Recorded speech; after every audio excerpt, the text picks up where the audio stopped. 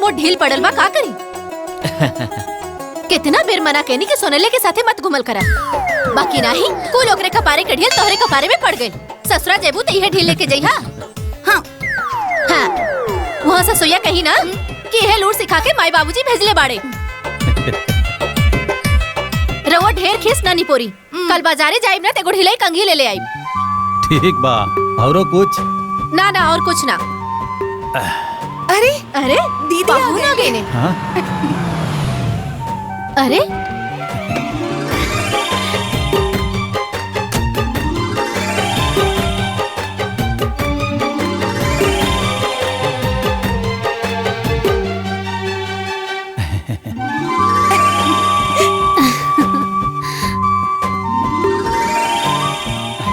माई। अरे खुश रहा, खुश मजे में रह लो। हाँ माई। अरे खुश रहा। सुगंधा, सुगंधा। दीदी तू कैसन बाड़ू? हम एकदम ठीक बानी, तू कैसन बाड़ू? एकदम ठीक बानी। बाबूजी, बस सब बढ़िया बाबूजी, बा। अरे बेटी खुश रहा, खुश रहा। रवा ठीक हाँ, बानी ना? प्रणाम खुश रही। और तू कैसन बा? ठीक बाबा। अरे बिटिया तो ठीक बाड़ू ना बिटिया? चलो ना अंदर चलो। चल। और सब अच्छा से आ गेलू ना? सब कुछ ठीक बा ना? कोनो हाँ, परेशानी? अरे राहुल, हाँ बाबूजी। दामाद जी खातिर भेली लावा, पानी वानी पिए खातिर। अच्छा ठीक बा। हाँ हाँ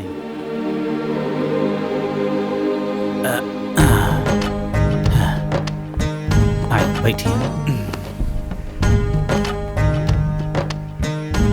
जिया जी, हाँ इली पानी पी। हाँ ले।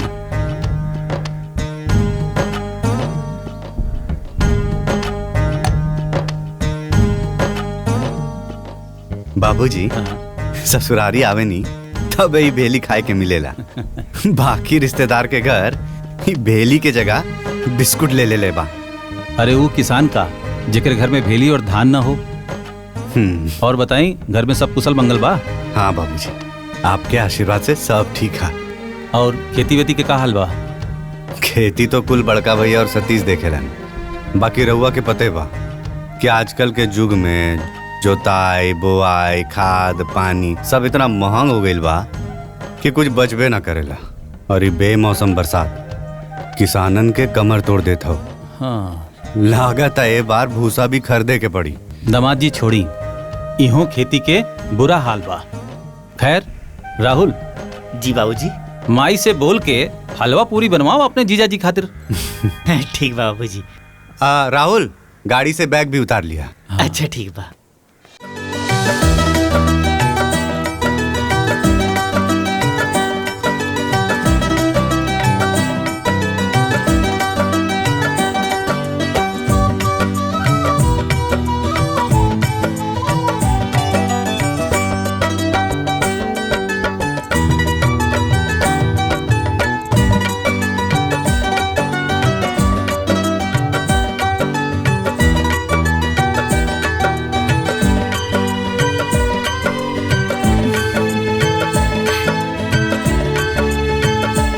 अरे वाह माई, तू ता सुगंधा के खूब गुण सिखा देले बाड़ू। देखा था कितना समझदार हो गई बिया। अरे को समझदार न भइल बिया, बल्कि औरी फुहर हो गेल बिया। ढेर से ढील कपारे में लेके घूमत रहेले। दीदी के बतावे की का जरूरत रहे, पर बता देलू। अब तो हर पेट के पानी पच गए होगी। अरे एकदम ठीक कहलू माई जो बता देलू। ए गुड़िया, अपना मासी से दूर रहिया ना तो तारा के भी जुआ हो जाई। दीदी तू भी ना। अरे मजाक करत आनी। ए माई, बाबूजी जीजा खातिर हलवा और पकौड़ी बनावे खातिर कहले हाँ। अच्छा तो तनी पम्मी लाला जी की दुकाने चल जा और ये 1 किलो बेसन और ये आधा किलो प्याज और आधा किलो सूजी ले ले। हैला पैसा लेके जा। मामा हमू चली? हाँ चल तू चल, पैसा तो ले ले दे। जा जा चल आओ। और सुना जल्दी चल आई। ध्यान रखिया गुड़िया के।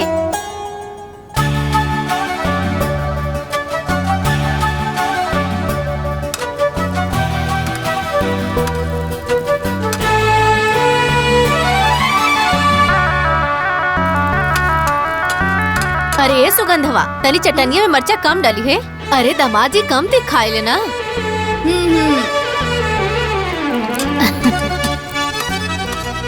तो से छिला था एको? हाँ? पुष्पा सादे हलवा बनावत हो का? अरे हाँ डबुआ में काजू मखाना रखल बा, ओके डाल दा तनी, किसमिस उसमें डाल दा तनी, बढ़िया बन जाई। नीक बनावा। हाँ ठीक बा माई, तनी सूजी भुन जाएदा फिर डाले बा आराम से। बेटा ई मौसी के दे दा। जा आजा।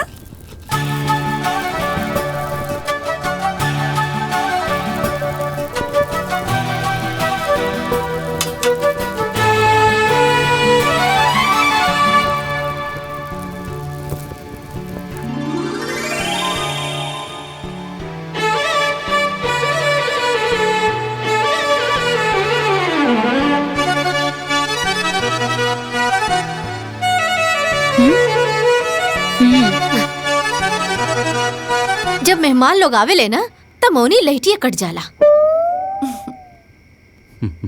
पकौड़ी कैसन बनल बा पाहुन? बहुत बढ़िया बनल बा अम्मा जी। और जीजा जी चटनी कैसन बनल बा? चटनी लगा तो तू बनौले बाड़ू, एकदम तहरे जैसन तीता। इतना मना कहनी कि मर्चा कम ही रखिया, बाकी मनलस नहीं। पकौड़िया और ही ली पाहुन, दे रे जिया जी के पकौड़िया दे।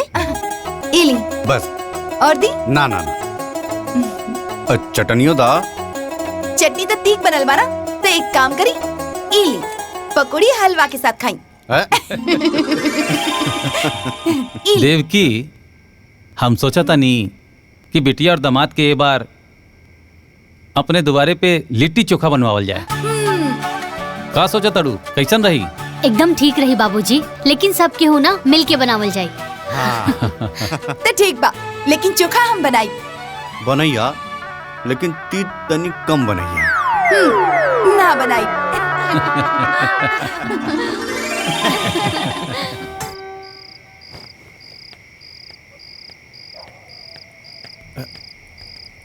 पहुना, हाँ बाबूजी। ये लुंगी ला, एके पहन के आराम से सुत जाइए। हाँ हाँ ठीक बा बाबूजी।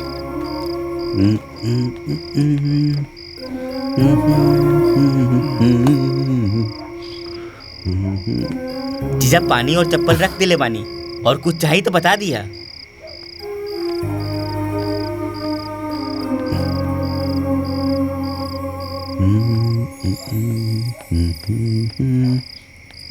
इली टार्च, पिसाब उसाब लगी था पिछोरवा चल जाई है। हाँ। टार्च लेके जाई है, काहे कि पिछवा खर खंजर भइल बा। अरे तू ऐजे सुतबा ना। हम तो इजे रहबे करब। हाँ तो बस जगा ले। अच्छा ठीक बा। मच्छरदानियाँ लगा दा।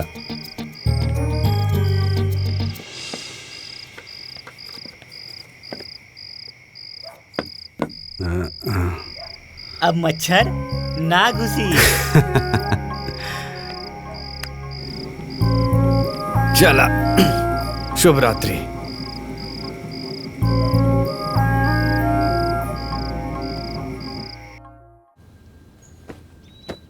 दीदी देखी ना कैसन लागत बा? ठीक बा ना? बहुत बढ़िया, एकदम फिट आइल बा। हाँ फिट बा। माई, ई सलवार सूट हम सुगंधा खातिर लेके आइल बानी। माई कैसन लागता? बहुत सुंदर बा। माई, ई तोहरा खातिर और बाबूजी खातिर ई कुर्ता और धोती, राहुल खातिर ई देखी शर्ट और पैंट। ठीक बा ना? अरे कर का जरूरत रहे, तो जब आवेलो तो हमने खातिर कुछ ना कुछ लेके आवेलो। नीक ना लागेला बेटा? कैसन बात करत आड़ू माई, हम ही घर के बड़ बेटी हैं, और ऐसे ही खाली हाथ चल आइब त नीक ना लागी।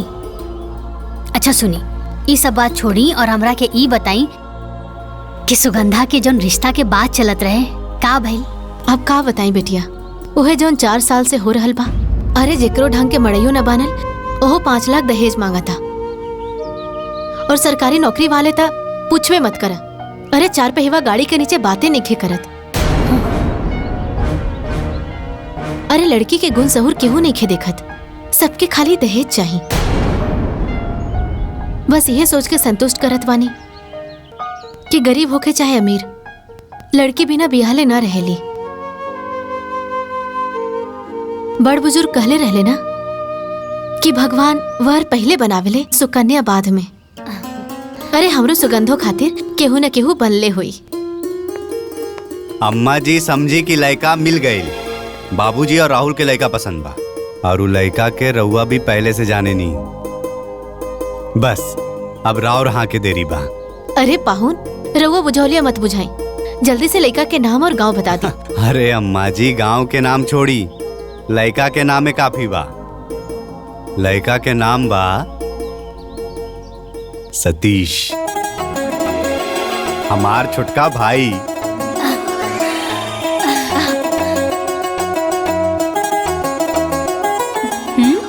अरे अरे मतलब सुगंधा के भी सतीश पसंद बा। देखा कैसे शर्मा के भाग गिल बिया। अब अपन विचार बतावा माई। बिटिया, इसे बढ़िया रिश्ता सुगंधा खातिर और का हो सकेला। बाकी एके घर में दोनों बहन के शादी ठीक होई का? कहीं बाद में कोनो दिक्कत परेशानी ना होखे। तू चिंता मत करा माई, कौनो दिक्कत तकलीफ ना होई। अरे कौनो दूसर घर की लड़की हमार देवरान बन के आवे, उसे तो अच्छा बाना कि हमार बहन आए। अरे जैसे हमनी के नैहर में बहन बन के रहेनी, वैसे नए ससुराल में भी बहन बन के रहब, देवरान जिठान ना। अरे वो सब तो ठीक बा, बाकी समधन जी के एक बार पूछल जरूरी बाना, तोहरे सास के कार आए बा। अरे अम्मा जी रउआ के का लगा था? हमनी टाइम निकाल के ऐजा सिर्फ लिट्टी चोखा खाए खातिर आयल रहनी।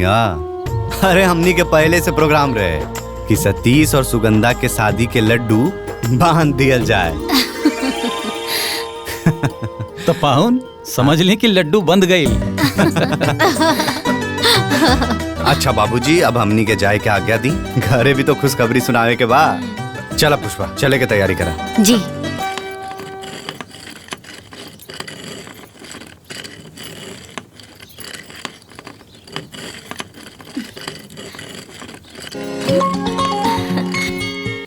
अरे माई प्रणाम। खुश रह। का करतारू? दाल दरत हई। हमार तो जिंदगी जैसे वही कहावत जैसन हो गइल बा, उठा बुढ़ा सास का चोला छोड़त जात का। ई चूल्हा चौकी धो के खाली भईनी तो दाल दरत हई। अरे तो जेठानी हो के कुल काम तू करेलू, तो देवरानिया का करेली? अब का कही माई, उ देवरानी ना महारानी है। महारानी ई घर के मालकिन है। जब मन करेला तब चल जाली अपन भतार संगे। काल के गइल बाड़ी नहीं हरे। हमरा के तैसन लागता कि हम जेठानी ना नौकरानी है, और वो हमर सास तिजोरी की चाबी दे दिल बाड़ी ओकरा के। काहे के ओकर भतार तक कमासुत बाड़े ना, और हमार तो खेतिहर बारन। और जब कुछ हम मांगी सासू माँ से, वो कहेली जा मलकिनिया से बात कर ला। अब तू ही बताओ माई, जेठानी होके एक एक रुपया खातिर देवरानी के सामने हाथ फैलावे के पड़ेला। माई अब हम का करी?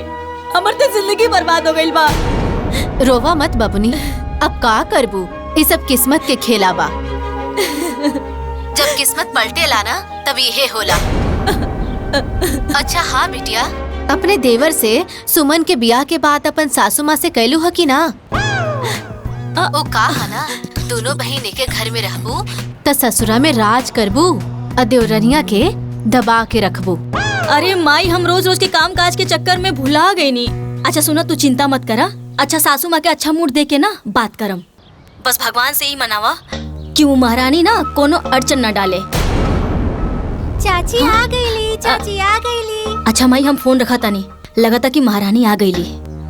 रखा। अच्छा ठीक बा, फोन करत रहिया। माई चाची आ गईली। ई का बा? मिठाई। मिठाई तू खा ला। ऐसन बा तो अभी हमहू खा ले तनी।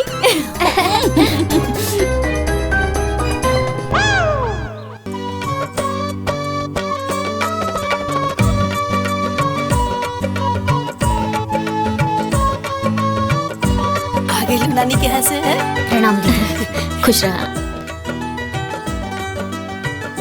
अम्मा जी।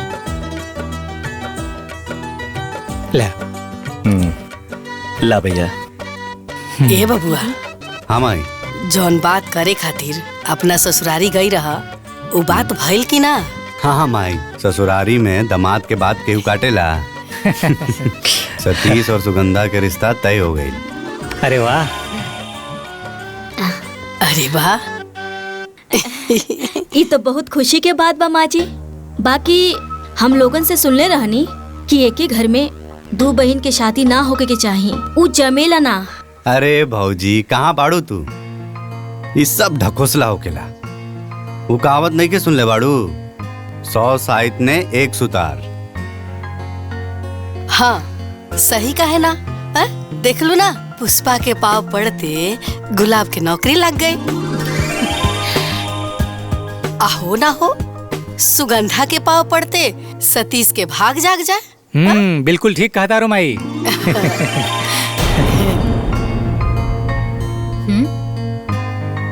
ए दुल्ही, छत पर ना अमहर रख ले बनी सुखावे खातिर, सूख गई हो, जा लेके आ जा। लाओ तो का हो? ल तू मौका ढूंढत रह गेलू और चौका मार दिहलस। एक तो खुद तोहर जियल मुश्किल कैले रहल, आ दूसर को आगे। अब तू सोच तोर का होई। एगो सील एगो लोढ़ा दोनों मिल के कुटियन थोड़ा थोड़ा। अगर वो दोनों सील लोड़ा है तो हम कोनो धनिया पुदीना ना है कि दोनों बहिनी मिलके हमार चटनी बना के रख देम। हम भी झुराई मरचा हैं। ऐसन जाल डालम दोनों बहिना के बीच में कि गोतनी गोतनी की लड़ाई हो जाए। प्यार के मिठाई में डाल देम आम के खटाई।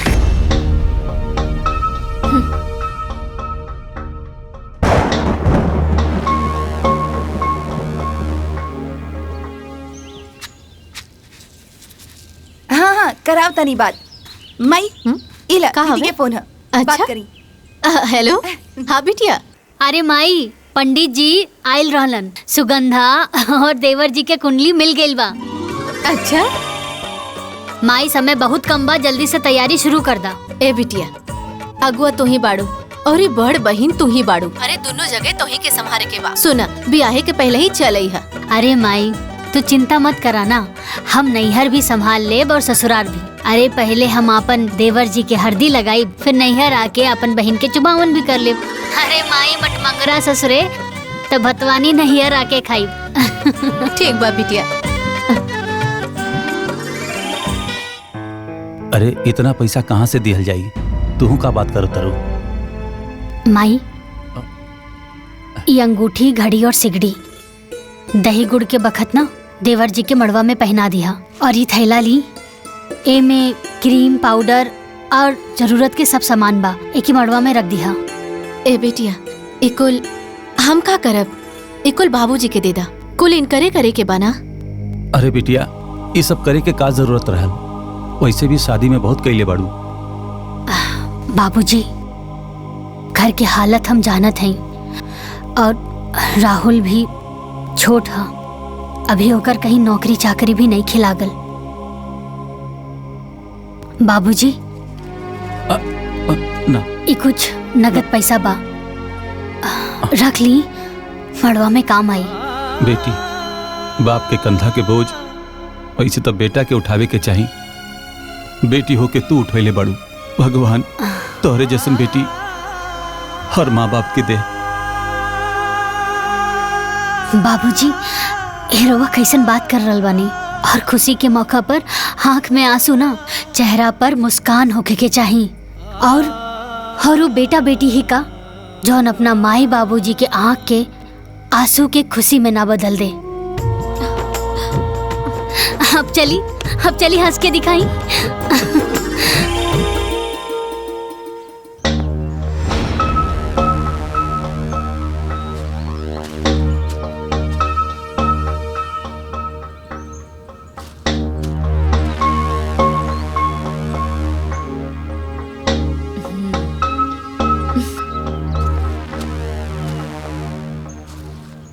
कितना थोक पे चढ़ाओ तनी माँ जी देवर जी के शादी पे? अरे दुल्हीन, एक ही स्थान चोपता और 7 थान गहना। इतना दिया जाए ना तो उनकर मड़वा अंजूर हो जाई। सही कहा तानी माँ जी, उनकर मड़वा तो उजियार हो जाए, बाकी हमरे घर के काम मिली। काहे से कि सोना के सिकड़ी, घड़ी, अंगूठी कुल मिला के ये सब देवरानी जी तो लेके गई बाड़ी, और वही सब देवर जी पहन के आ जाई है। ब्याह के तो कुल खर्चा देवरानी जी उठाओ तरी, ससुराल के कमाई नैहर में जाके लुटाओ तारी। अरे दुल्हीन, ऐसे ना बोले के, और लोग भी तो अपने ना। और कन्या के ब्याह करावल ना बड़ा पुण्य के काम होला। बस डीह बाबा करस सब कुशल मंगल से हो जाए। माई का बिटिया? माई अब ऐजा के तो कुल काम निपट गेल बा, ता आगे के बाकी के जोन बचल बा तू संभाल लिया। हम और दीदी जात बनी हो जा परछावन की तैयारी करे। ठीक बा बिटिया, तू जा, ऐजा के कुल काम निपटा गेल बा, बाकी तो जाके संभाल ला। ठीक बा माई, अपन ख्याल रखिया। हाँ, प्रणाम। खुश रहा।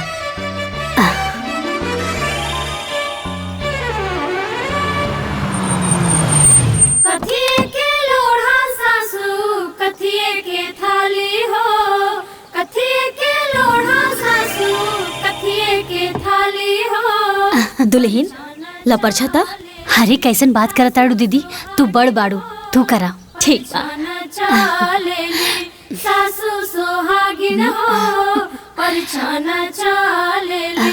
पत्थर के लोढ़ा सासू सोने के थाली हो, पत्थर के लोढ़ा सासू सोने के थाली हो।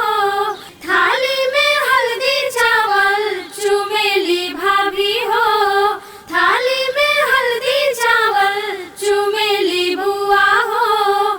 बहुअर स्वागत बा उतरा तू हाली हो।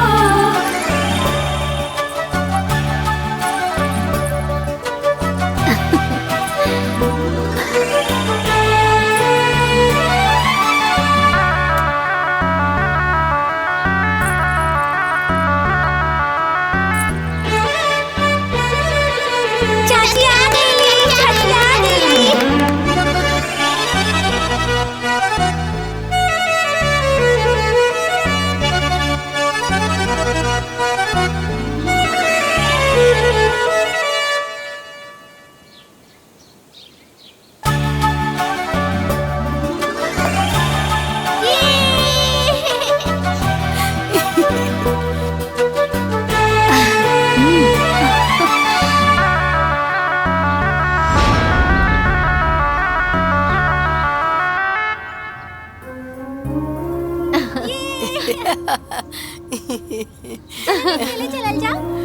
एगो बात कही दीदी, पूरा गांव में चर्चा बाकी कि तहार बारात बहुत बढ़िया गेल रहे। कि ऐसन बारात गईल रहे, वैसे ही लड़की वाला भी बाराती के दुआरे पर स्वागत भी कैलन हा। अरे मसूर के दाल, गोलगप्पा, पनीर, अम्मान भर छेना। ई कुल तो ठीक बा बिमला, बाकी एक घर में दू बहन के शादी करे के ना चाहत रहे। शादी के बाद बहन बहन ना रह जाली, देवरानी जेठानी बन जाली, आके थरिया फेंक के झगड़ा करे लग जाली। भगवान ना करे कि रउआ के घर में कभी ऐसन होखे, लेकिन का करबू, गोतिन गोतिन के झगड़ा तो सबके घर में होखेला। अच्छा तो ठीक बा, हम जाता नहीं, घर में बहुत काम बा। हमनी के चलो तनी जा, हमनी के बेटू चलो।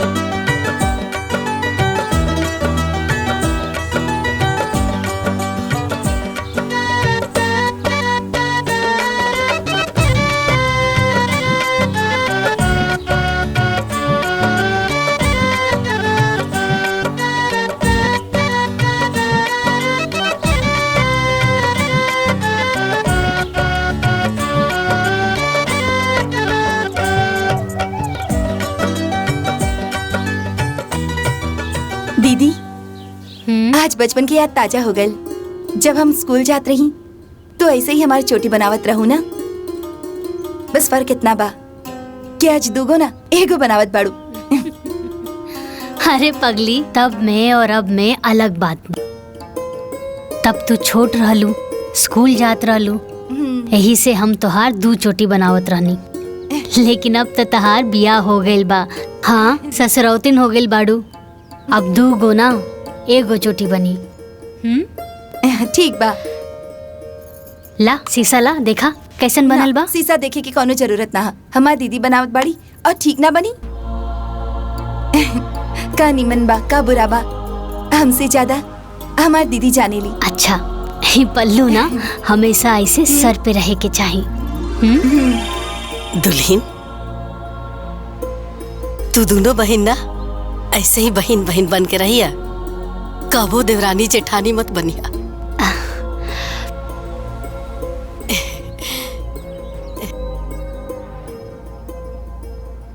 हमारी एक बात हमेशा याद रखिया कि घर में शांति से बढ़ के ना कौनो दौलत ना होखेला। माई के अचरा से बढ़ के ना कौनो दुनिया होखेला। अब भाई से बढ़ के केहू साथी ना होके, अब बहन से बढ़ के केहू शुभचिंतक ना होला। ये दुल्हन, हाँ एगो बात कही। बोली ना अम्मा जी। देखा दुल्हन, घर के बरकत ना मर्दन के हाथ में ना होकेला, हम औरतन के हाथ में। हम औरत चाहिए ना तही घर के स्वर्ग बना सकेले, और हम ही औरत चाहली ना तही घर के नरक भी बना सकेले। ये बात के हमेशा याद रखिए दुल्हन। अम्मा जी, जौन आशा और उम्मीद रहुआ हमनी से रखले बानी ना, हमनी दोनों बहन ओकरा के कब्बो नहीं के तोड़ब। हम रहुआ से वादा करतानी कि हमनी दोनों बहन ससुराल में बहन बन के रहब, कबो देवरान जेठान बन के ना रहब।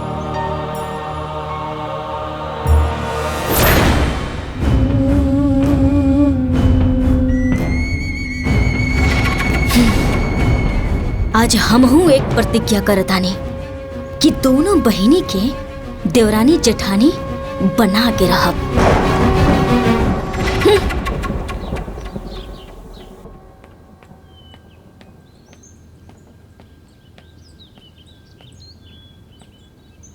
माँ जी, पिंकी के कपड़ा पुराना हो गईल बा। अगर 1-2 कपड़ा नया मिल जाए तो बढ़िया हो जाए।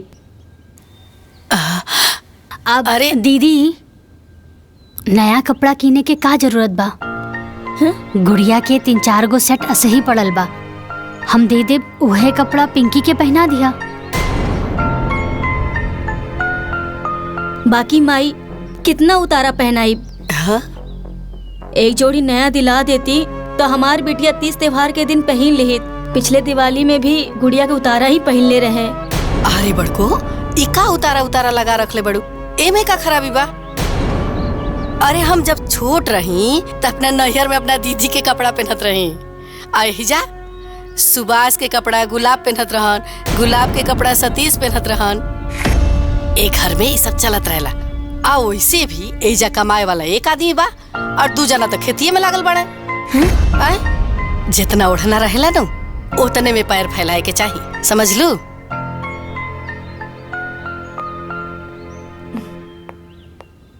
माँ जी, इली चाय रख दा।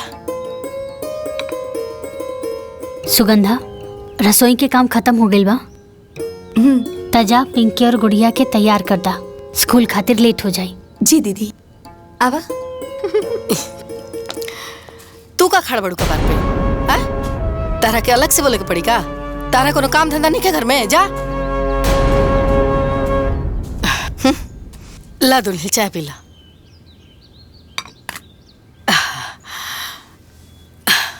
गुड़िया, तू कौन सा क्लास में पढ़ी लू? हम फर्स्ट स्टैंडर्ड में। और पिंकी तू? Second standard. सेकंड स्टैंडर्ड, अच्छा। तू दोनों की कितना तक पहाड़ आवेला? पहाड़ा मतलब? अरे हम तो भुलायल गई नहीं, तू लोग तो इंग्लिश मीडियम में पढ़े लो ना।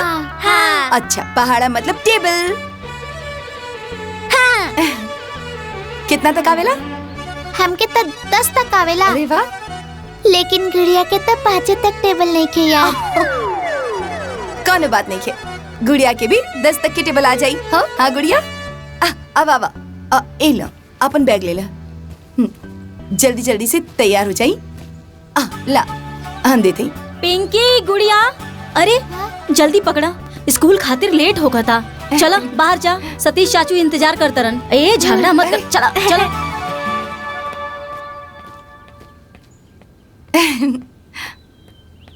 सुगंधा। हाँ नाश्ता पानी तो हो गई, खाना में का बनी आज? अच्छा सुना ना, तू एक काम करा कि आलू और गोभी की तरकारी बना ला और ना कचौरी बना ला, हमरा के बहुत पसंद बा। और तू निम्मन भी बनावे लू। हाँ ठीक बा दीदी, अभी बना देता नहीं। ठीक बा। अरे सुना सुगंधा, सूजी के हलवा बना लिया, कुछ मीठा भी हो जाए। ठीक बा दीदी, दोनों बना देता नहीं।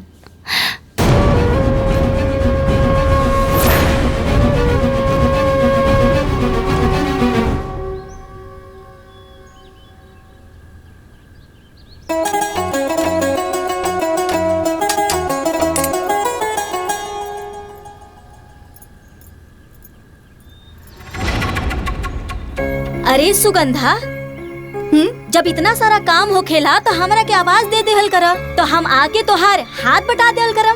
चला हम बेल देता नी, तू तल दा कचौरी। ना ना दीदी रहे दी, हम सारा काम खुद कर ले, आप आराम करी। देख तू हमरा के दीदी कहेलू ना, तो हमार बात सुने के पड़ी। अरे 4 लाठी एगो में भारी पड़ेला, और मिल बांट के काम करल जाए तो काम आसान हो जाला, है ना? ठीक बा दीदी।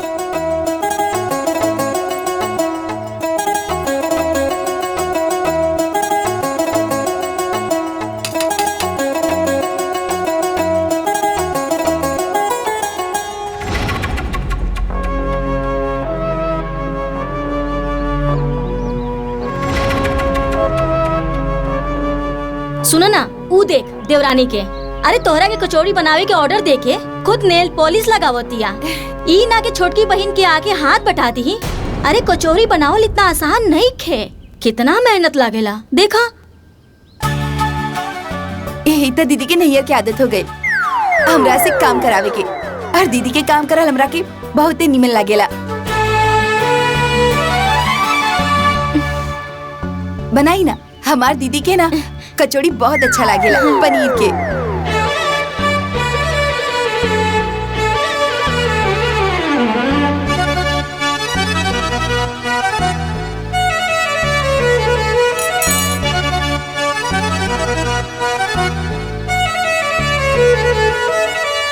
हलवा कचौरी।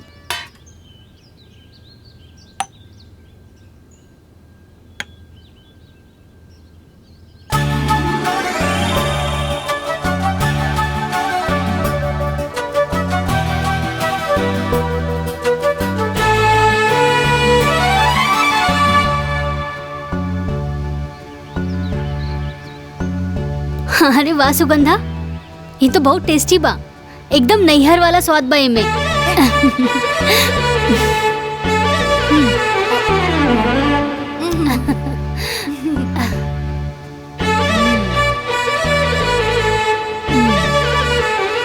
हलवा भी अच्छा बा।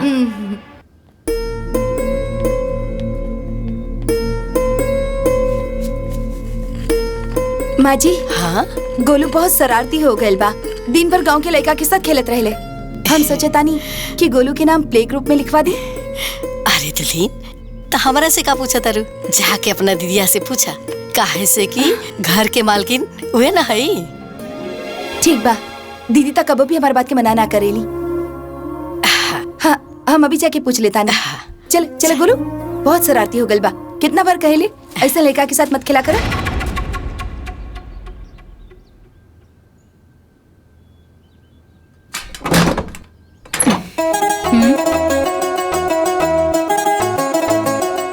अरे सुगंधा, का बात बा?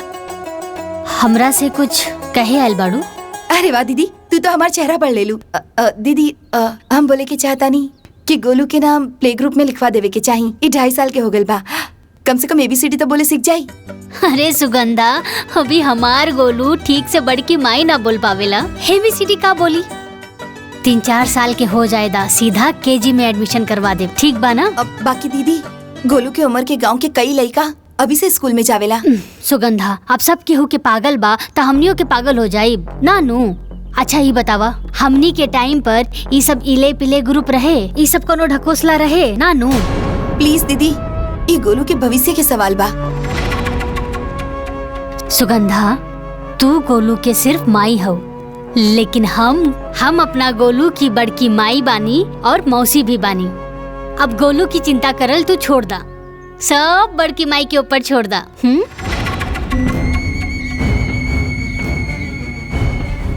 दोनों बहिनी के बीच में आग लगावे खातिर जौन पापड़ हम बेलने आज वो सफल हो गए।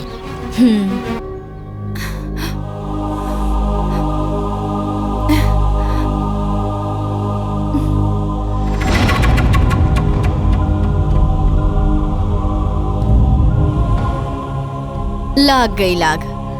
अब देखा कैसे ई आग के हम ज्वालामुखी बनावत हैं।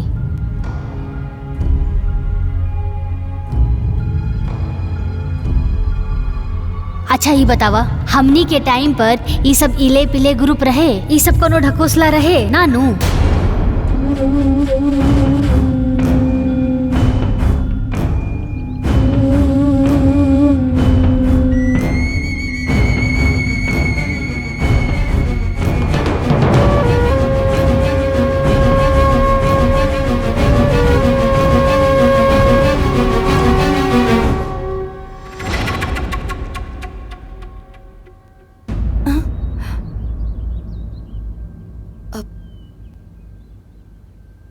अच्छा सुगंधा जी, हमरा के एगो बात बतावा, जब आंधी तूफान आवेला तो सबसे पहले कौन सा पेड़ गिरेला?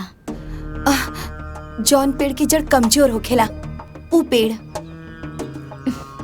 सही कहलो, यही खातिर हम तोहरा पास आइल बानी। देखा, यही उम्र बा तोहर लइकन के स्कूल जाए के। अगर ई उम्र में पढ़े ना गइल सन तो अंग्रेजी में फटर फटर कैसे करी? देख बहिन, नून भात खा के हम जी ले, बाकी बबुआ के पढ़ाई में कोनो दिक्कत ना होके के चाहिए। बाकी तू कर भी का सकेलू, काहे से तुहार पति और हमार पति तो खेतिहर बारन और ओकर पति का मासूद बारन, तो जवन तोर बहिन चाहे वही होई। तोर लइकन के भविष्य तोहार बहिनी के हाथ में बा।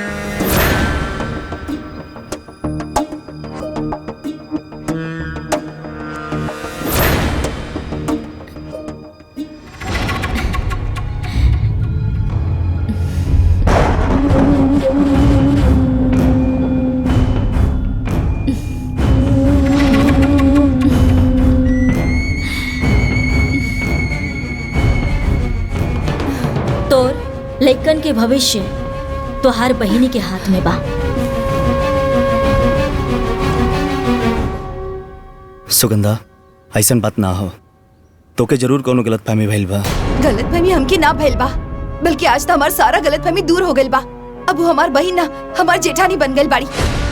अगर बहन बन के सोचती ना तो कबो भी हमारे लड़का के प्ले ग्रुप में जाए से मना ना करती। सुगंधा, भाभी के हम अच्छी तरह जानीला, वो परिवार के हित के लिए भी सोचनी, कबो अपन पराया ना देखनी। अगर वो कबो अपन पराया ना सोचनी ना तो कबो हमके मना ना करती। हम सब समझतानी वो क्या अपन पैसा के घमंड हो गइल बा। अब रउआ भी खेती बाड़ी छोड़ी और कहीं भी जाके प्राइवेट नौकरी करी, चाहे तो 10,000 ही कमा के लेके आई। हम 10,000 में अपन लड़का के पढ़ा लिखा दे। रउआ खेती बाड़ी करत है तो का हमारा लड़का भी बड़ा होके खेती बाड़ी करी? का बात के पतंगड़ बनाओ तारू यार। देखिए जी, अगर रउआ हमारी बात ना मन ली ना तो हम अपन लड़का के लेके नैयर चल जाए और नैयर से अपन लड़का के पढ़ाई लिखाई।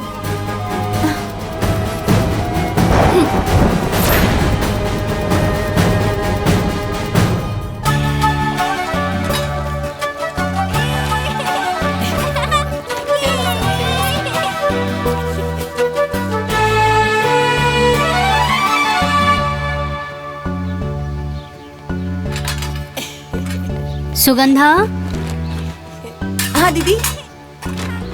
देवर जी अभी खेत गेल बाड़न ना, जब खेत जोत के आ जाई है ना त ई गेहूं हम ना बोरी में भर देले बानी। उनसे कहिया कि श्यामनाथ की चक्की से पिसवा के ले आई है आटा। ठीक बा दीदी, हम बोल दी। चप्पल टूट गई। गोलू की चप्पल टूट गई। माई हमार चप्पल टूट गई बा। दिखाई।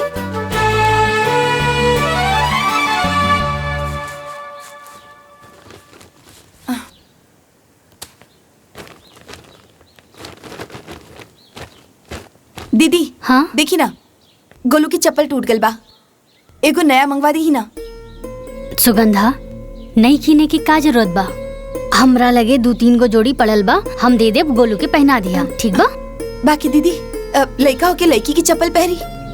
अरे सुगंधा, सैंडल ना हा, हवाई चप्पल हा, और सब हवाई चप्पल एक जैसा नहीं होला। कैसे गिर गई ला? हाँ? अरे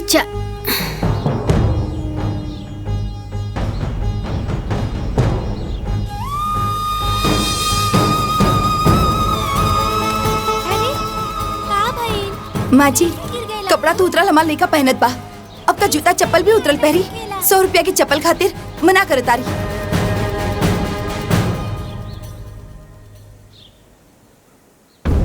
अरे हमार नौ के दुल्हन, 100 रुपया के बात नहीं खे।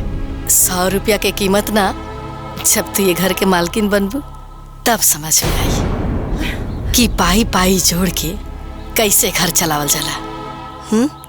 चिंता मत करा।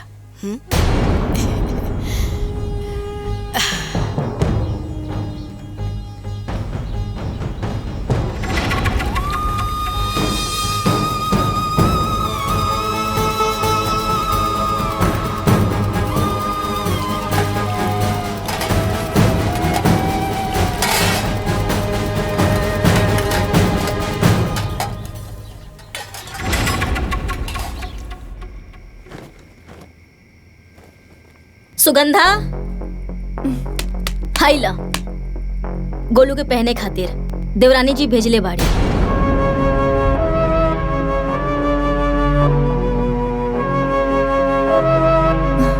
बाकी एगो बात कही, इतना साल से जे हमार साथ हो रहल बा, अब उ तोहरे साथ हो रहल बा। पहले ओकर बेटी के उतरन हमार बेटी के पहनावल जात रहे, अब तोहार बेटा के पहनावल जाता। हम तो ये मान ले बानी कि हम दूसर घर से हैं, बाकी तू तो सगी बहन हो। तू दोनों एक ही महतारी के पेट से जन्मल बाड़ू, तोहरे साथ ऐसा ना करे के चाहत रहे। बाकी जाए द, तू कर भी का सकेलू। अच्छा, ई चप्पल ना गोलू के पहना के देख ला कि ओकर साइज के बा कि ना। बेचारा लइका लड़की के चप्पल पहन के घूमेला। चला।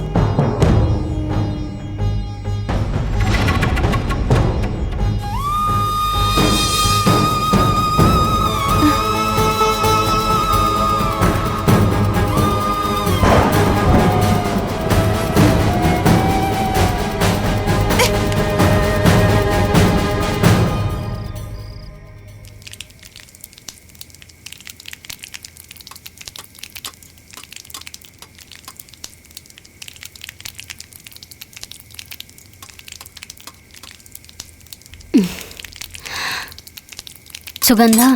हाँ? हमार कपार बहुत बथा था, एगो अदरक इलायची वाली चाय बना दे तू।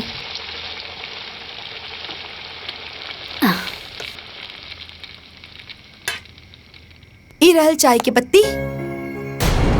ई रहल दूध, और ई रहल पतीला, और ऊ रहल चीनी अदरक, और ई रहल लाइटर और गैस। आपन चाय बना के पी ली।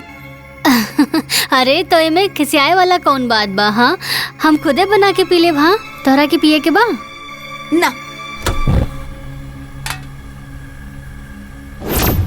लाग गई लाग। अब देखा कैसे ई आग के हम ज्वालामुखी बनावत हैं।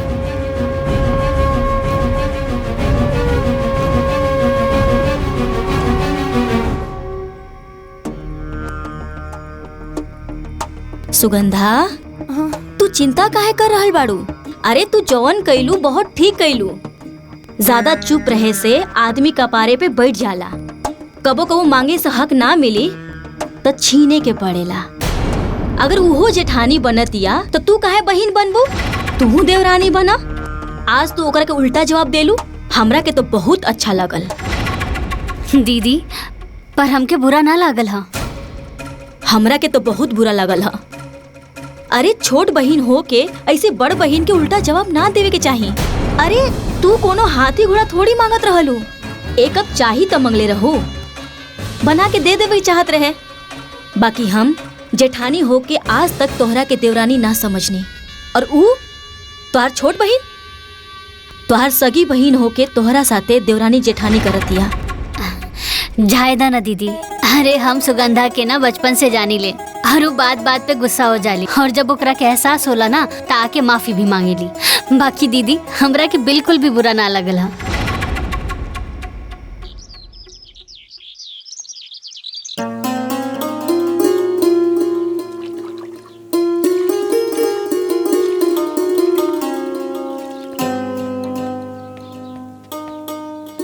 सुगंधा,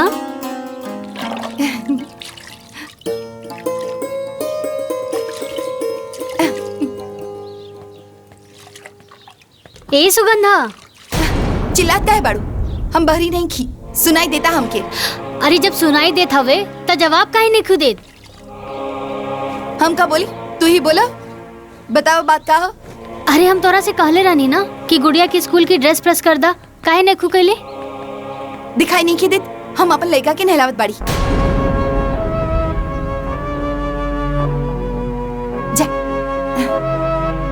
सुगंधा, आजकल हम देख रहल बानी, आजकल तू ढेर अपन पराया कर रहल बाड़ू।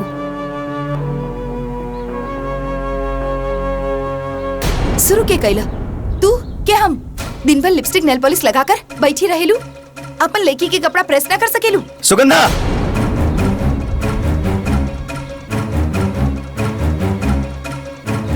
का हो गल तो के? ये कोनो तरीका भौजी से बात करे का? जी जौन तरीका से समझी ओकरा के उही तरीका से समझाई।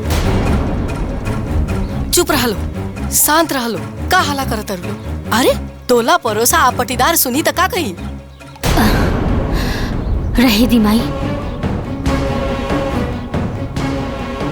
आज सुगंधा के बोल ले विदा, पता तो चले आखिर एकरा मन में कितना भड़ास भरल बा।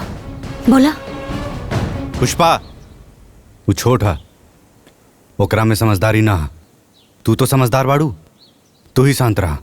अगर ई शांत हो जाए तो घर ना पलट जाए।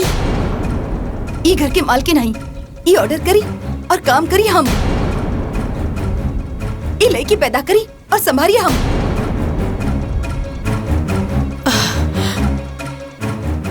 जब संभाल ना सकेलू तब पैदा काहे कैलू?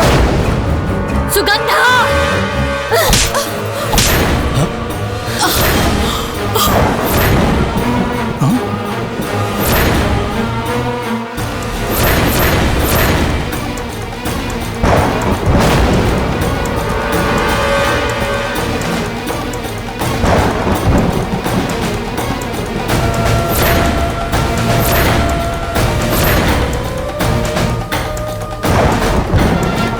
जेके पास जवाब न होला ना वो हाथ उठावेला।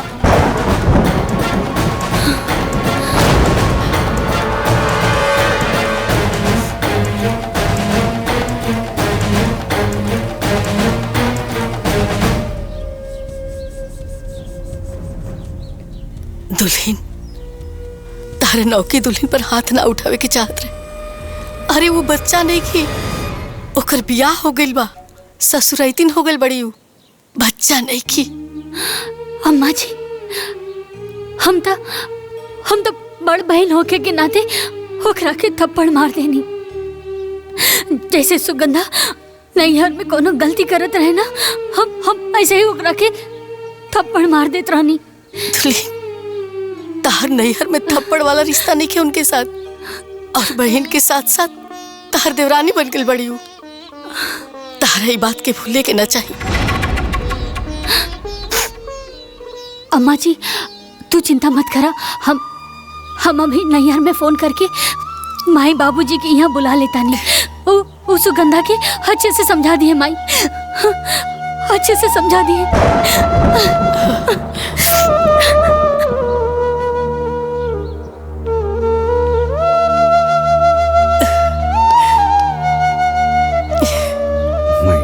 सब ठीक हुई।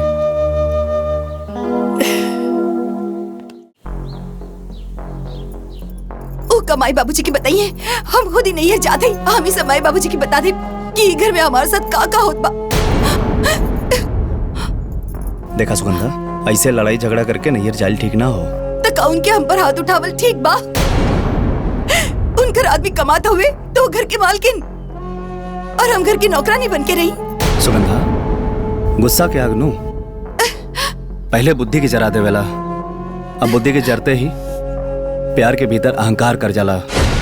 एक बात बतावा, दुनिया के कोनो भी रिश्ता अपने आप ना खत्म होला, अहंकार गलत फहमियों के तोड़ देवेला।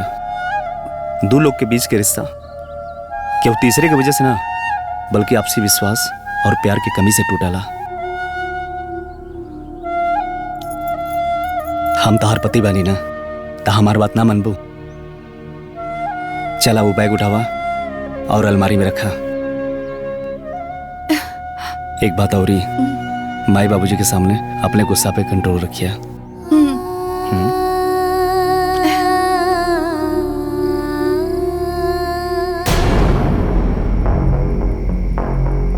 बाबूजी, ली ना पानी पी ही ना।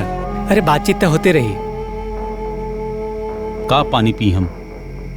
इन्हीं दुल्हन के कथा सुन के हमार सारा प्यास बुझ गई। यही सब खातिर हम तोहार दोनों के बिया एक घर में कैले रहनी। बोला सुगंधा, बोलत काहे नहीं खूब? हमसे का पूछा नहीं, एकरा से पूछी। ये घर के मालकिन नहीं, घर के काम खराबे खातिर ब्याह करके हमकी ई घर में लेके आल बाड़ी। आजकल एकर जबान कम और हाथ ज्यादा चले लागल है।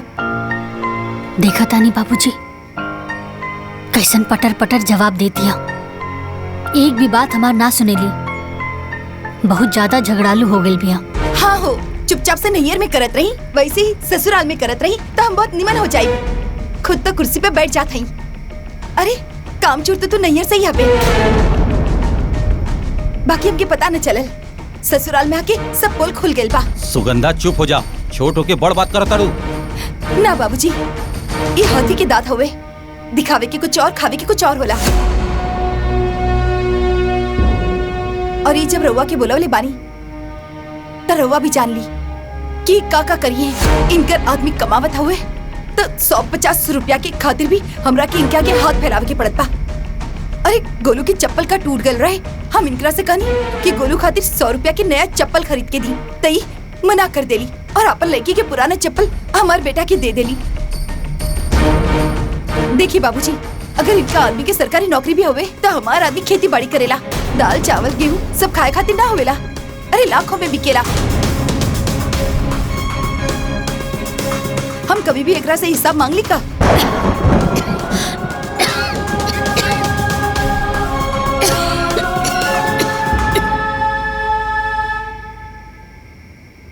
तारा के हिसाब चाहे ना सुगंधा, एक दिन तोरा के सब हिसाब दे देब हम। चुप हो जा भाई, हमार बात कान खोल के सुना। अगर तोहनी ऐसे ही आपस में लड़त रहबू तो हम समधियान आवल छोड़ दे। काहे कि तू लोग समधियान में हमरा के मुंह दिखावे के लायक न छोड़बू। बिटिया, हम बाप होकला के नाते तो से विनती करतानी कि जैसे तू दोनों के नाम पुष्पा और सुगंधा है, वैसे ही ससुराल के बगिया के सुगंधित करा। समधन जी, हम दोनों बिटिया के तरफ से हाथ जोड़ के तो से माफी मांगतानी। समधी जी, माफी मांगे की कोनो जरूरत नहीं है। राहुल फर्ज रहला समझावे के, रउआ समझाई नहीं। आ कोनो ही लोग बच्चा तो बहाना कि कान पकड़ के समझावल जाए। लावा कड़वा दा।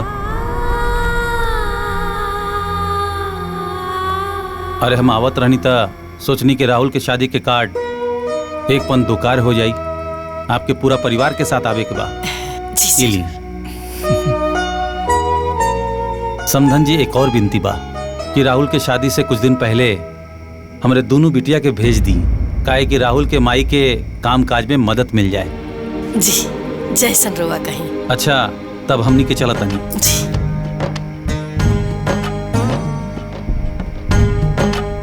प्रणाम बाबूजी। प्रणाम माई। खुश रह बेटी। मैं खुश। अरे रख ला। खुश रहा। इला। गोड़ लागत नहीं। हाँ खुश रहा खुश गोड़ लागत रहा। नहीं माई। इला बेटा, अरे रख ला। प्रणाम माई जी। खुश रहा। प्रणाम माई। प्रणाम खुश रहा खुश रहा। हाँ प्रणाम खुश माँ रहा। जी। प्रणाम माँ जी। आज्ञा दी, चला।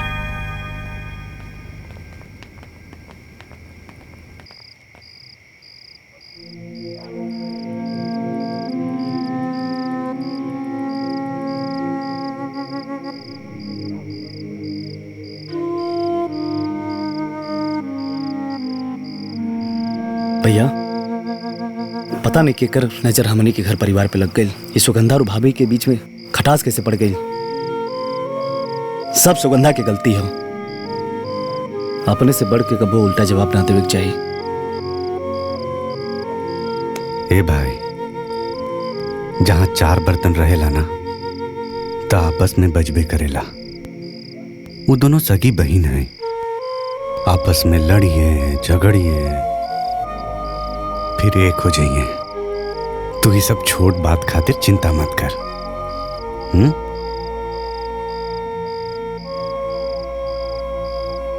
बेटा हाँ?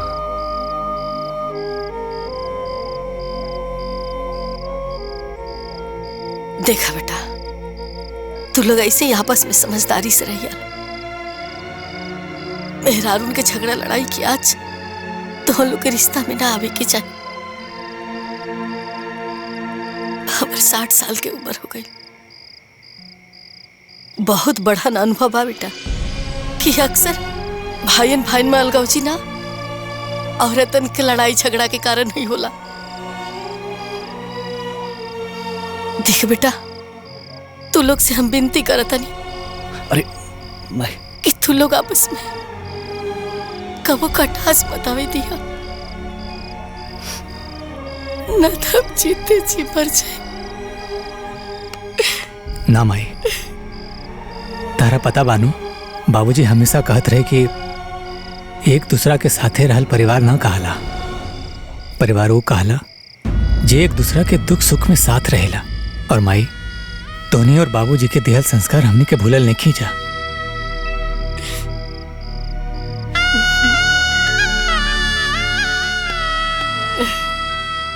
तीनों भाई तो से वादा करता ने प्रेम के बुनियाद पर बनल घर के दीवार में कबो दरार ना आवे देव। हाँ माई। हाँ माई, बाबूजी के अरमान के मोती के माला हमनी कब्बो टूटे ना देव। वचन देता नहीं माई, हमने के सांस टूट जाई मगर साथ कभू न छूटी, कभू न छूटी।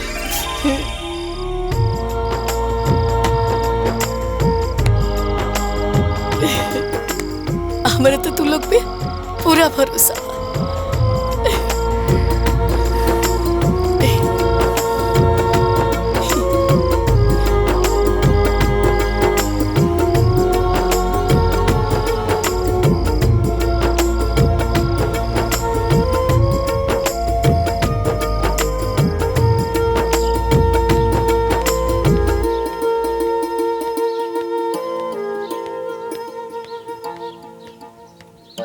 अम्मा जी, इली चाय पी ली। अरे अरे अरे, खाना बन गई। चला चला तू आगे बैठा। ये आगे बैठी। अच्छा ठीक बा।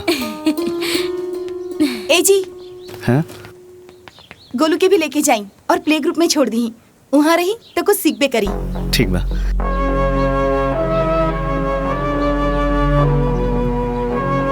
ए तिप पे बैठ जा। चलो बैठा लो। Bye bye bye bye bye bye बेटा। जाए बाय बाय।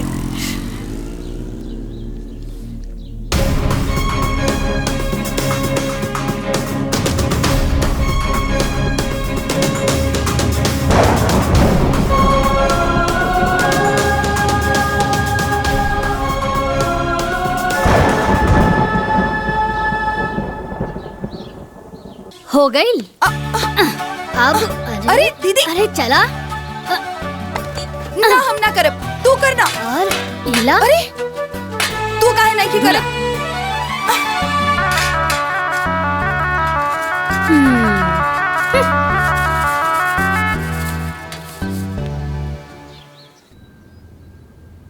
प्रणाम भाई। माई रवा लोग भी चलती तो अच्छा रहे। हाँ अरे दुल्हीन तू दोनों जानी बहन जाता रू ना, जा बढ़िया से शादी ब्याह निपटा के आ जा। सुगंधा तैयार हो गईलू, हम तहरे इंतजार करत रहनी हाँ। चला एक साथ चल जाए एक ही गाड़ी में। हाँ तू जा, हमरा के तोहरा साथे नहीं खिंचाए के बा।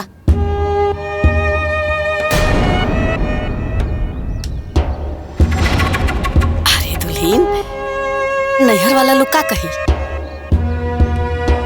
अरे कहीं नैहर में दोनों बहन अलग अलग जाइबू त नैहर वाला लोग का कही? माई ठीक कहती है सुगंधा, चला भौजी के साथे गाड़ी में बैठा, ऐसे जाए अच्छा ना लगी ना। अच्छा लगी चाहे बुरा, अब छुपल का बा? नैहर में भी तो सबके पता चल गइल बा।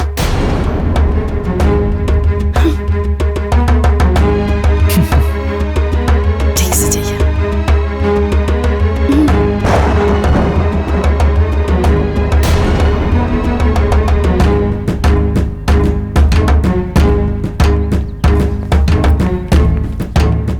खुश रहा। प्रणाम माई। जो आगे चलो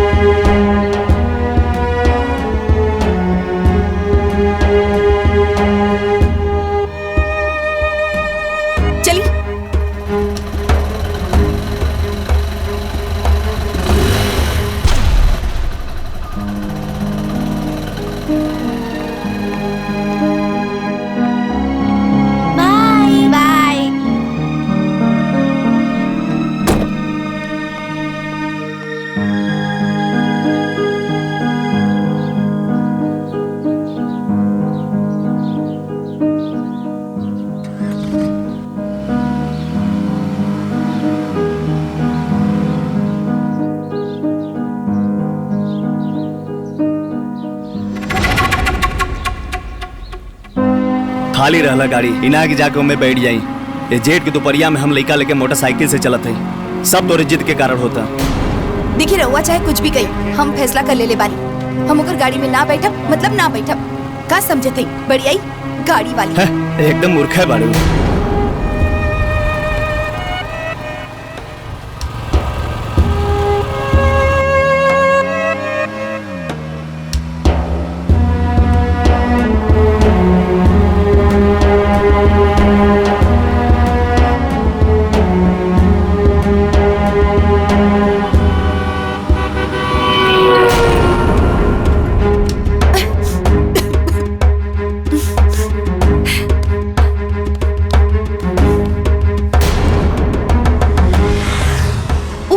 जानबूझ के उड़ा के गईलू ना हमरा पे धूल, हम सब कुछ समझता नहीं। अरे चुप ना रह तू यार, वो जानबूझ के भौजी उड़वनी है धूल।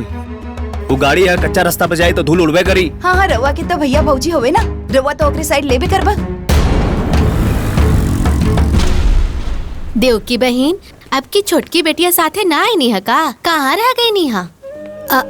अब का है ना चाची, सुगंधा के 4 चक्का में घुमरी आवेला, यही से देवर जी उनकरा के आपन मोटरसाइकिल पे लेके आवत हवन। और तैयारी सब हो गई ना? सब बढ़िया एकदम। अरे वो देखा आ भी गईलन। हाय देखा तार मौसी आ गई। दीदी प्रणाम जीजा। प्रणाम। खुश रह आराम से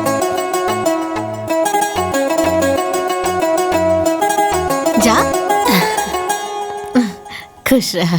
प्रणाम माँ। कैसन बाड़ा बेटा? ठीक बाड़ा ना? बहुत याद करत रही लखा।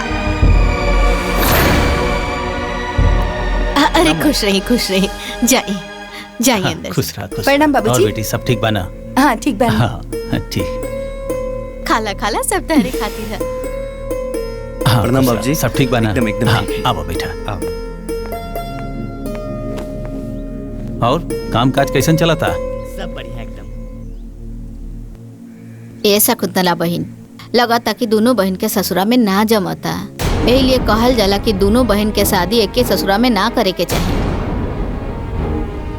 हाँ चाची, हम भी देख ली हई कि छोट बहन हो के सुगंधा बड़ बहन के पैर तक न छूलस और मुंह टेढ़ करके भीतर चल गई है।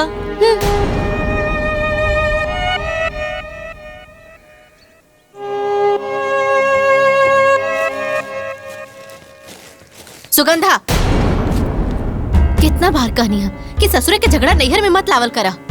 अरे बियाह पढ़ल बा, कुशल मंगल से बीत जाएदा। गांव घर नात रिश्तेदार सब कोई जुटल बा, तोहरे दोनों बहन मुंह फुला के बैठबो सन तो सब लोग का कहिए? हाँ, ये हमके ना ओकरा के समझाई कि यहाँ मालकिन बन के ना रही। मालकिनी करिए तो झगड़ा तो होबे करी।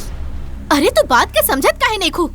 अरे वो तोहर बड़ बहन हिया, तू ओकरा से बहुत छोट बाड़ू। छोट बन के रहबू ना तो कुल झगड़े खत्म हो जाई। अरे तोहनी के झगड़ा के जड़ना तोरा ओकरा से बराबरी करे के बा।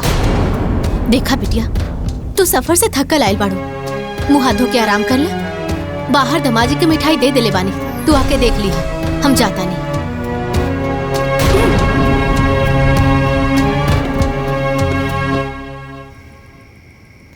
देखा बेटिया, ये कुल चौकटा के साड़ी है और ये पास थान रतन के यहाँ रख ले बानी। साड़ी बहुत बढ़िया बा माई। हाई देखा, तहार भसुर के शर्ट पैंट आ ये तीनों समधी के पैंट शर्ट बा। कुल कपड़ा बहुत अच्छा बा माई। अरे सुगंधा, आवा बिटिया, तू देखला। पहले मालकिन के दिखा दी, हम तो बाद में देख ले।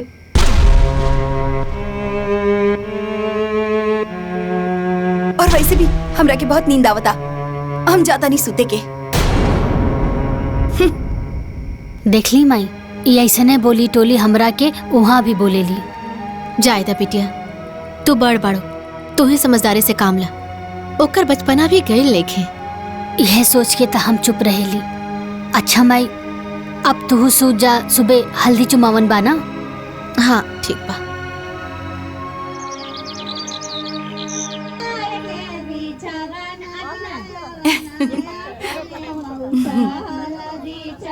अरे बहन, पहले बड़की दीदी से न करावे के चाहिए।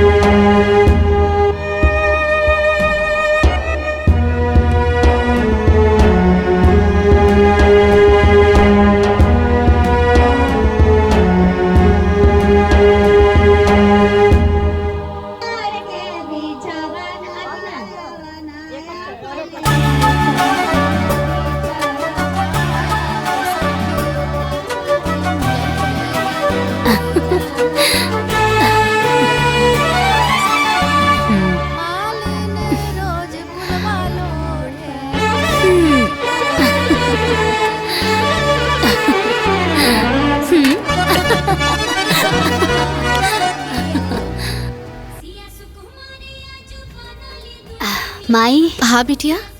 हल्दी वल्दी तो अच्छे से निपट गई बा। हाँ। बस ब्याह अच्छे से हो जाए, सब बढ़िया हो जाए। ये हमार तरफ से नेग है। अच्छा, नमस्ते, प्रणाम। अच्छा। खुश रह बिटिया। इला बिटिया, तू नाम लिख लिख के न रख दा, ना तो हम भुला जाए, भी याद ना रही। ए माई, ई राजा चाचा की लड़की रहे। हाँ, ई राजू चाचा के लड़की रही। बढ़िया साड़ी दे ले बिया। प्रणाम, इराला हमरा तरफ से शगुन। अच्छा अच्छा, तू लोग ब्याहवा में टाइम पर आ जाई। ठीक बा। ला एकरो रख दा। नमोआ तो बताई। अरे वो सीमा रहली है ना चिन्हत हूँ। हाँ ठीक बा। सीमा और राजू चाचा।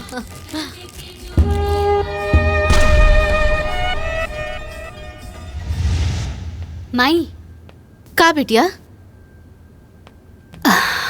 माई ई चेन हम लेके आयल बानी, देवर जी के दे दिया।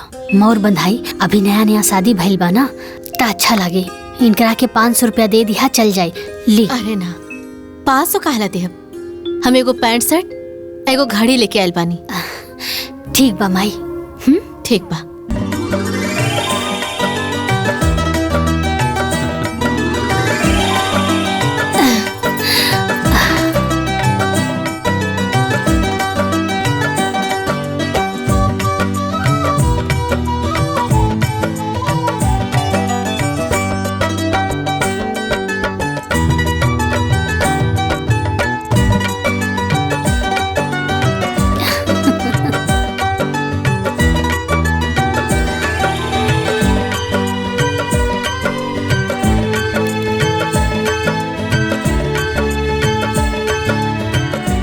दीदी पतो तो बड़ी सुंदर बिया।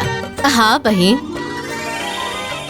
अरे ननद सुंदर हुई तो भौजी काहे सुंदर न हुई। इली हमार तरफ से तो हर मुंह दिखाई। निमन भाना।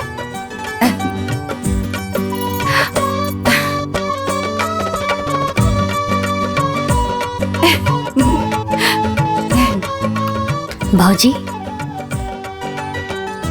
इस सोने की अंगूठी तोहार दोनों ननद की तरफ से। कैसन लागल? एकदम चांद के टुकड़ा लग रहल बाड़ू। राउर त भाग खुल गेल माई।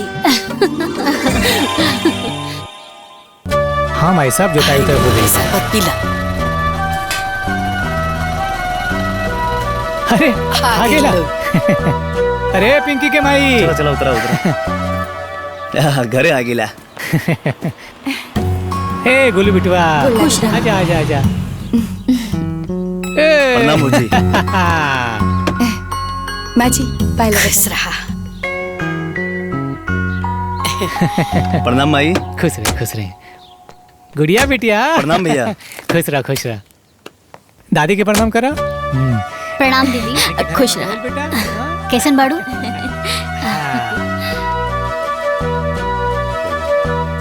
प्रणाम माई। खुश रहा। कुशल मंगल से सब शादी ब्याह हो गई ना? हाँ अम्मा जी, राउर आशीर्वाद से सब कुछ कुशल मंगल से बीत गइल बा। अम्मा जी रउआ खातिर और दीदी खातिर साड़ी भेजले बाड़ी। अब लइका के बियाह कैले बानी त सब दिन के साड़ी त पहनेबे करिए ना। दीदी ई तोहरा खातिर। माई मोर बनाई सिकड़ी मिलल बा। अच्छा बड़ा सुंदर बा। आ गुलाब तहरा के का मिलल हो? हमारा एक घड़ी कपड़ा और 500 रुपया मिलल बा। और भाइयों खातिर कपड़ा और 500 रुपया। दा इला भैया। अरे 500 रुपया आंदरे बा। हमरा खातिर। अरे माई चल जौन मिलल तौन मिलल। आ वैसे भी लड़की वाला हमेशा लड़का वाला कुछ ना कुछ देत रहेला। अम्मा जी ई माई लड्डू भिजवले बाड़ी। लड्डुआ ना तनी पटीदारन में भेजवा दिया। ठीक बा। ए गुड़िया लेके चला। ला बेटा बड़की मम्मी के दे दा।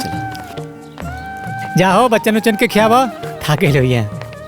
अभी लोग आ गइल ना, घर भर गइल। हे माई वो गेहूं जे तैयारी भइल बा ना, हाँ। सब दे देले बानी महाजन के। वो बोल रहे हैं जल्दी से पैसा दिया जाए। हाँ। तो हर काम ना हमेशा टाइम से रहेला।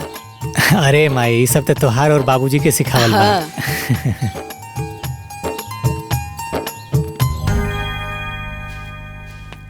गुड़िया पिंकी गोलू चला आवा, सफर में थक गइल होइबा। आके दूध पीला। चला। माई हमरे खातिर है। हाँ बेटा सब केहू के खातिर।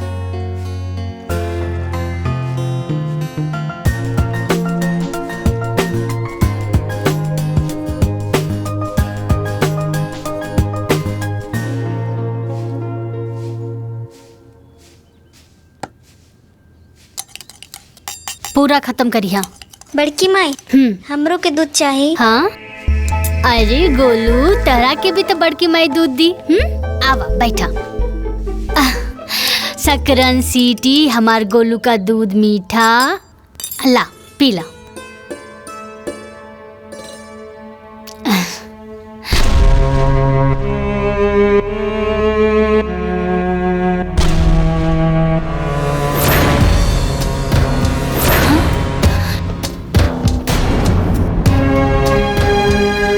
इन्हें आवा। अरे हम तरह के इतना खियाली प्याली तभी तो लाट टपकता। अरे तरह के कितनी बार मना कही नहीं केहू भी कुछ भी दी तो मत खाइया। अरे केहू तोरा के जहर मिला के पिला दी और तोरा के कुछ हो जाए तो हम का करब।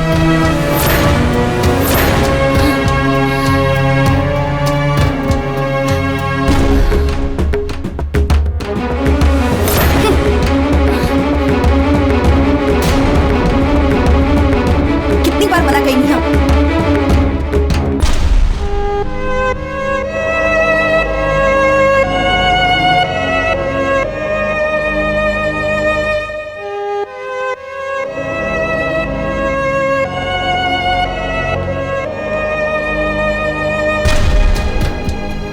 कुछ बुझलू केहू जहर पिला दी ऊ हमरा के ना तोहरा के कहले बिया। अरे इतना निर्दयी तो तू ना बाड़ू तो कर लेगा के जहर पिलेबू।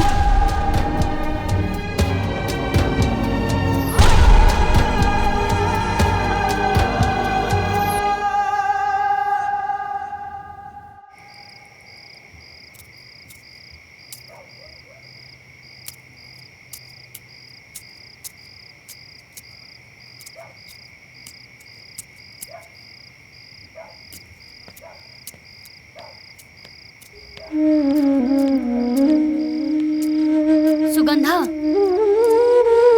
सुगंधा आखिर का चलत था तारा मन में? काहे हर बार हमरा के ताना मारेलू? अरे तू सोच भी कैसे सकेलू कि हम गोलू के जहर दे दे।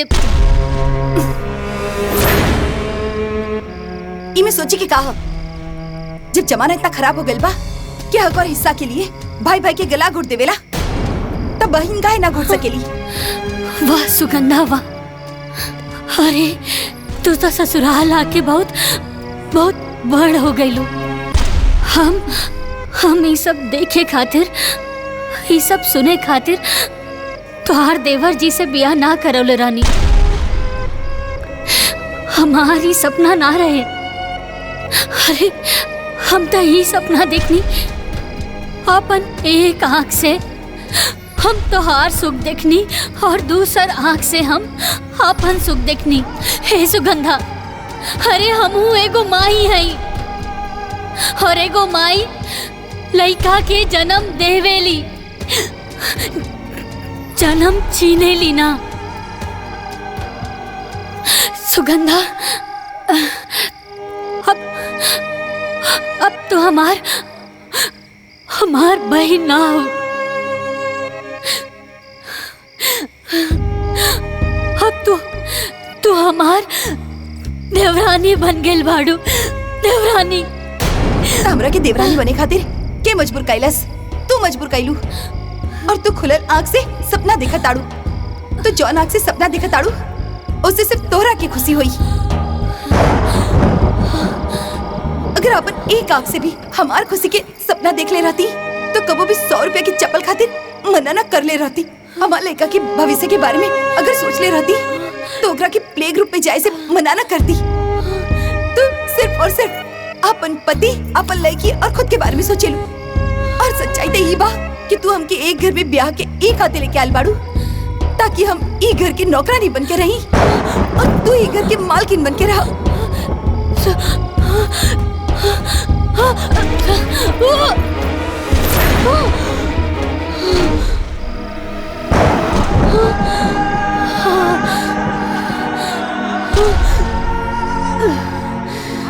दीदी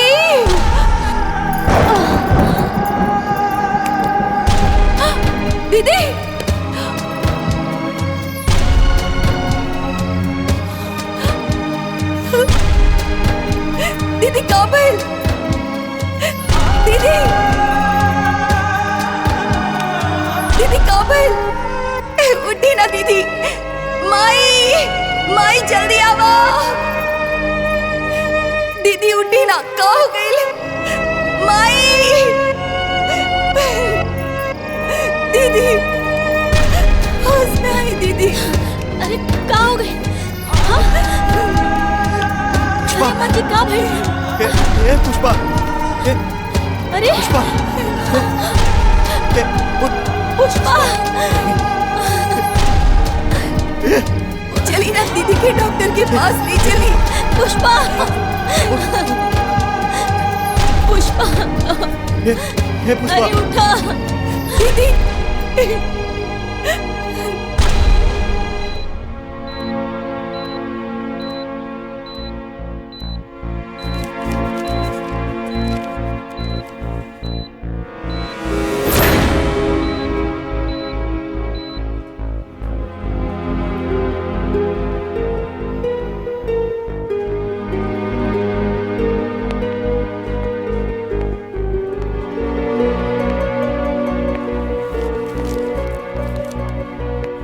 डॉक्टर साहब कैसन बाड़ी पुष्पा?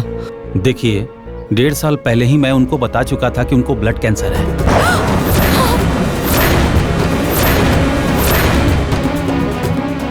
और उनका कंडीशन लास्ट स्टेज तक पहुंच चुका है।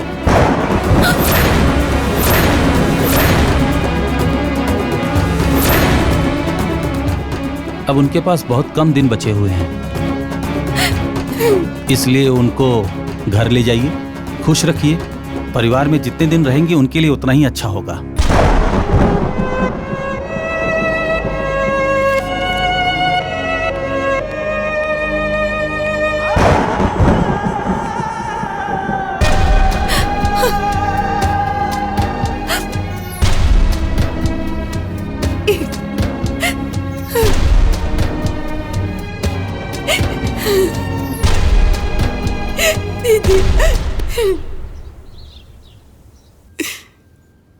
दुल्हन के कैंसर ये हमरा और गुलाब के पता रहे।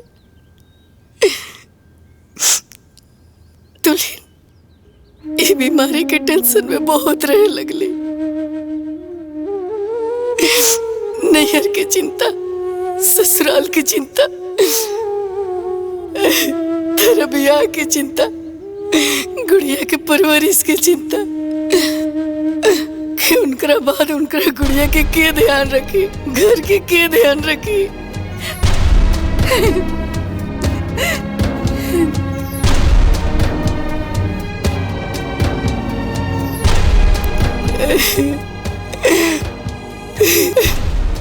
और उनका मन में ही सब चलत रहे,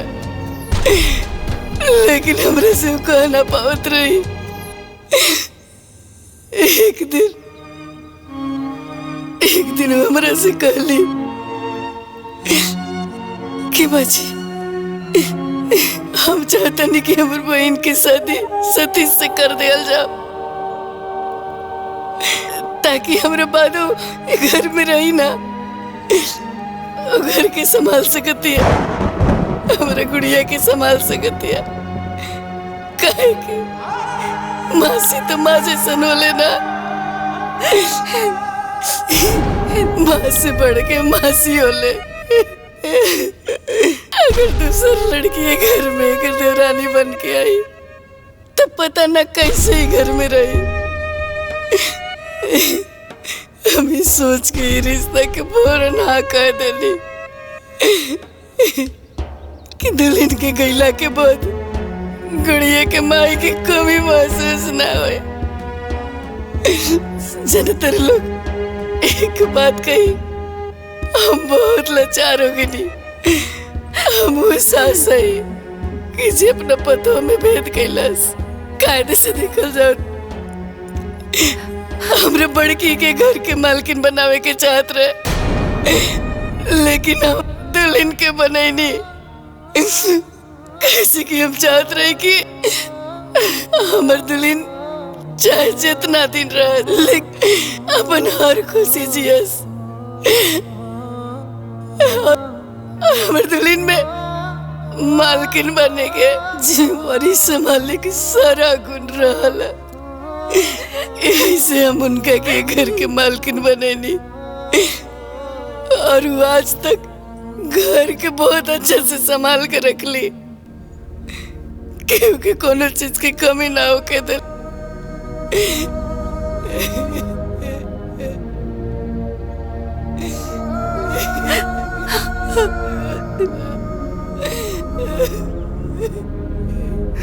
ना माई, चुप हो जा।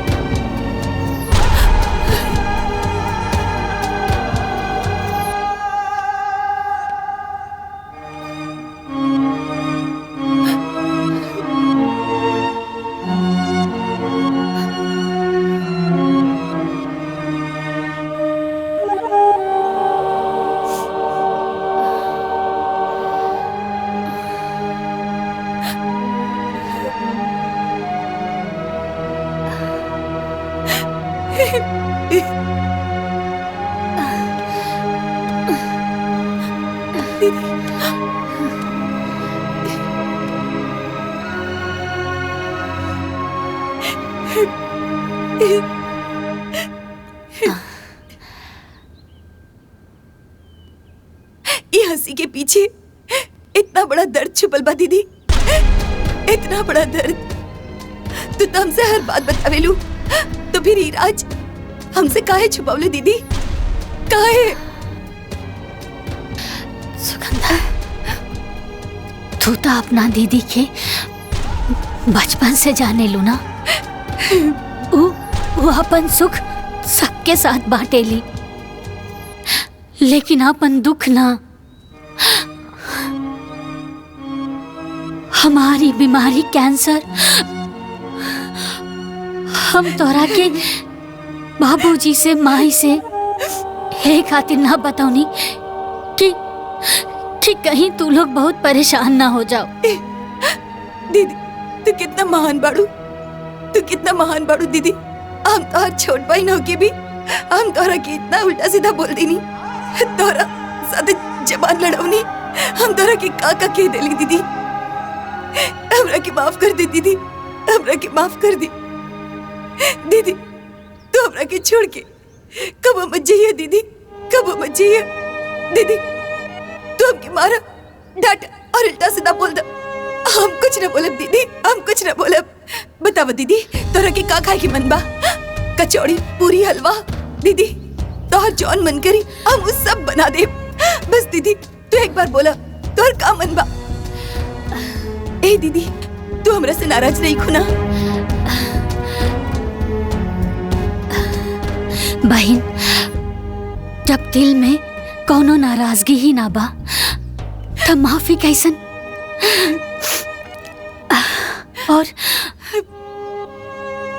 और जौन रिश्ता में लड़ाई ना हो तो समझ जाओ कि वो रिश्ता दिल से ना दिमाग से निभावल जा रहल बा। और हम तोहरा के छोड़ के कबो ना जाई। अरे हमार रिश्ता कोनो जरूरत के रिश्ता ना बा, जरूरत के रिश्ता छूट जाला और खून के रिश्ता कब्बो ना छूटेला। और हमनी दोनों बहन के रिश्ता त खून के बाना, खून के। हाँ, अब सुना, अब तू ई रिश्ता छोड़ा और हमार मन के बात सुना। हाँ बोली दीदी। और हमार मन के बात यही बा कि तू हमरा खातिर आलू वाला कचौड़ी, हाँ गोभी के सब्जी और सूजी के हलवा बना के खियाबू। हाँ बना दा, बनाइबू ना?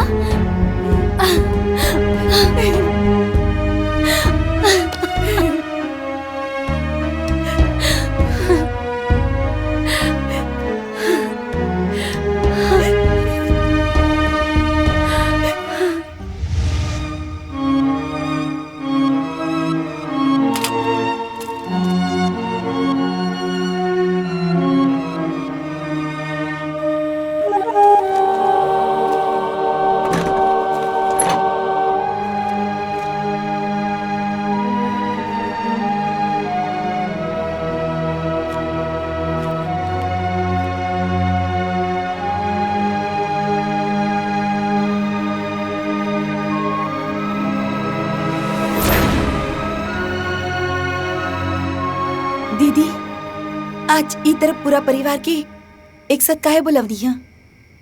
हमरा के तो कुछो नहीं के पता।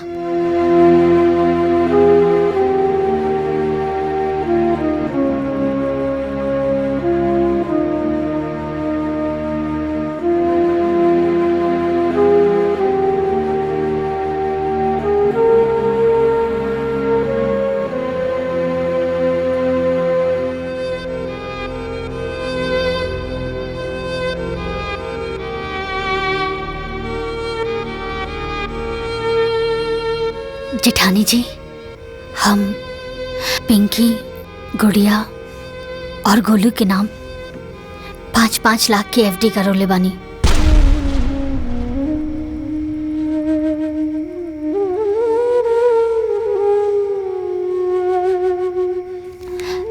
ई उहे के पेपर हा, रवा संभाल के रखी।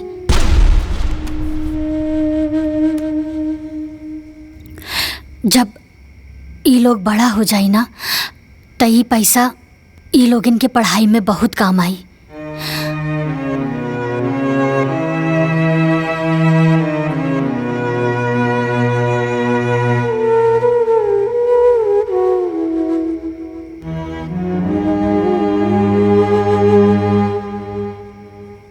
सुगंधा, हम तोहरा से कहले रहनी ना कि समय अइला पर हम तोहरा के पाई पाई के हिसाब दे। ये जौन एफडी के प्रीमियम बा ना, वो हम देवर जी और जेठ जी के खेती के कमाई से ही भर ले बानी। ई पूरा घर चलावे खातिर हम पाई पाई जुड़नी।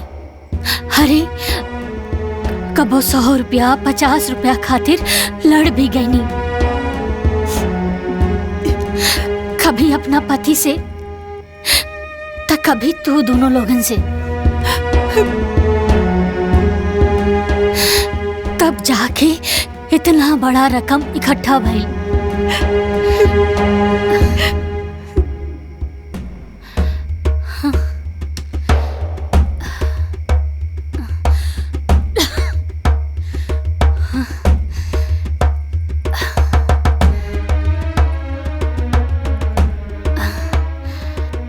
जेठानी जी, अब हमरा अंदर ई घर के मालकिन बने के हिम्मत नहीं के बचल।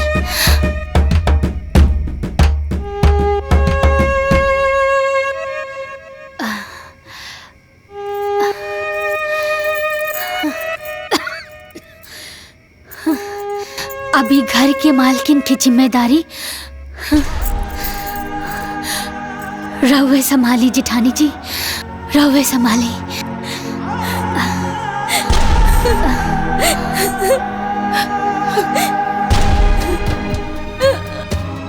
हमरा के माफ कर दे पुष्पा, माफ कर दे। हमरा से बहुत बड़ भूल हो गई बा। हम तोरा के गलत समझनी। तू दोनों बहनी के झगड़े में आग हम लगावनी है।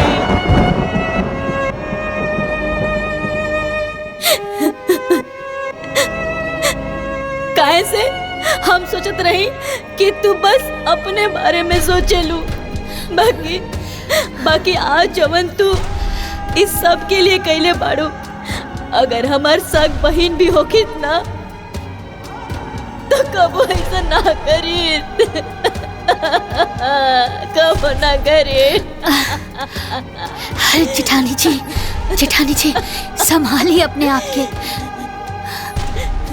वैसे भी बेगुनाह के दिल ना बहुत छोट होला, लेकिन जब केहू से माफी मांग लेला ना तो ऊ बहुत बड़ हो जाला। और राउर आँखी के आंसू ये बता रहल बा कि राउर मन में अब कौनो मैल नहीं खे। रउआ के माफी मांगला के कौनो जरूरत नहीं खे, कौनो जरूरत नहीं खे।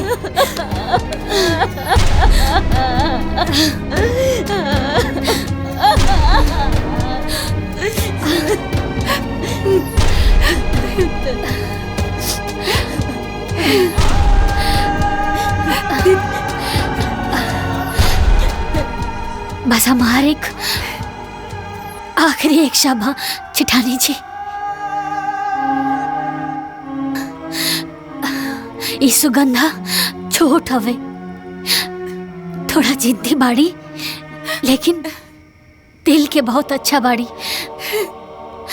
एकर कौनो भी बात के कबो बुरा मत मनिया। एकर हमेशा ख्याल रखिया अपन छोट बहन समझ के।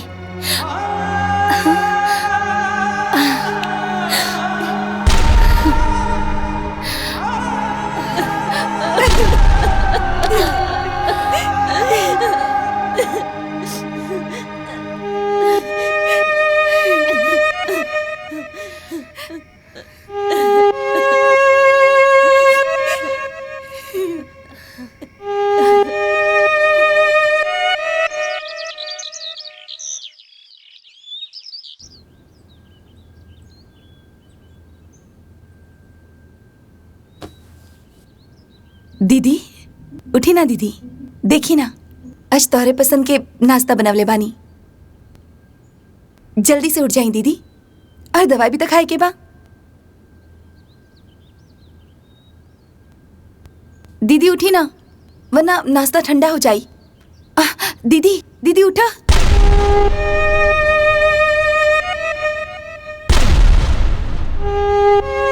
दीदी दीदी